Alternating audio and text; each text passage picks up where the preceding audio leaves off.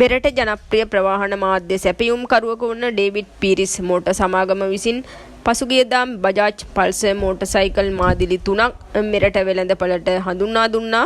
ඉතින් ඒ නම් වලින් ගත්තොත් පල්සර් N125, ඒ වගේම පල්සර් N60 ප්‍රීමියම්, පල්සර් NS 200 USD යන මාදිලි වලින්. ඉතින් එම මෝටර් සයිකල් හඳුන්වා දීම පසුගියදා සිදු වුණා. එම අවස්ථාව මෙරට ආනයන සීමා ලිහිල් කිරීමෙන් පසු පැවැත්වුණු විශාලතම මෝටර් සයිකල් එළිදැක්වීමේ අවස්ථාවද වනවා. ඉතින් ඒ වගේම මෙම මෝටර් සයිකල් අතිනවීන තාක්ෂණයකින් සහ ඉතා ඉහළ ආරක්ෂාවත් තහවුරු කරන බව තමයි එම සමාගම පවසන්නේ.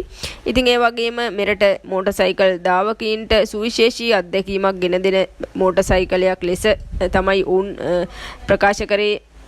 ඉතින් ඇත්තටම මෙරට වෙළඳපළට හඳුන්වා දුන් මෙම පල්සර් මෝටර් සයිකල් දැන් දිවින්න පුරා ඩේවිඩ් පීරිස් මෝටර් කම්පැනි ප්‍රදර්ශනාගාර වලින් මෙන්ම ඩීලර් වලුන්ගෙන්ද මිරල් දී ගැනීමේ හැකියාව පවතිනවා.